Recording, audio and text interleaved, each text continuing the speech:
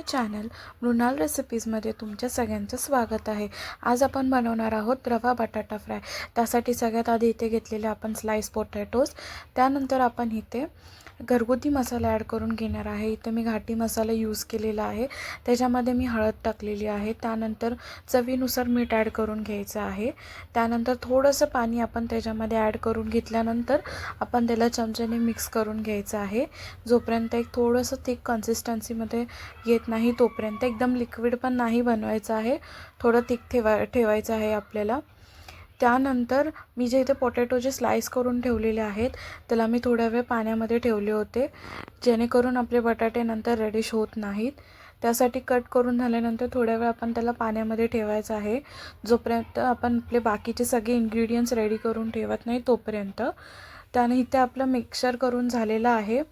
त्यानंतर आपण जे मिक्सचर बनवलेलं आहे ते आपण इथे स्लाइस पोटॅटोमध्ये टाकणार आहे आणि स्लाइस पोटॅटोमध्ये ॲड करून झाल्यानंतर आपण त्याला सगळ्या पोटॅटोजला प्रॉपर्ली मिक्स करून घ्यायचं आहे त्या मसाल्यामध्ये। आणि ही रेसिपी सेम एक फिशसारखी लागते, जसं आपण फिश फ्राय बनवतो। सो एक आपण ह्याला व्हेजिटेरियन फिश पण बोलू शकतो। त्याची पोटॅटोची आणि फिशची टेस्ट ह्यामध्ये थोडीफार सेमच लागते, कारण की दोन्ही फिश आणि पोटॅटो फ्रायची रेसिपी ऑलमोस्ट सेम आहे, पण सेमच इन्ग्रेडियंट यूज करून बनवतो। तर इथे आपला जो मसाला आहे तो प्रॉपर्ली बटाट्याला लागलेला आहे। त्यानंतर आता आपण एक एक करून आपले जे बटाट्याचे स्लाइसेस आहेत ते आपण कोटिंग करून घेणार आहे रव्यामध्ये। तुम्ही रवा यूज करू शकता, तांदळाचं पीठ यूज करू शकता। इथे आपण रवा घेतलेला आहे आणि आपण कोटिंग करून घ्यायचं आहे। तर इथे कोटिंग करून घेत आहे, एक एक करून आपण असे सगळे जे स्लाइसेस आहेत त्याला कोटिंग करून घ्यायची आहे। कोटिंग करून झाल्यानंतर आपण एकदम त्याला शॅलो फ्राय करणार आहे। आता आपले जे बटाटे आहेत ते सगळे आपण कोट करून घेतलेले आहेत। तुम्हाला कोणते दुसरेही मसाले यूज करायचे असतील या मिक्सचरमध्ये तर तुम्ही यूज करू शकता, जे तुम्ही घरी डेली यूज करतात ते। तर इथे आपले सगळे स्लाइस पोटॅटो रेडीज आहेत।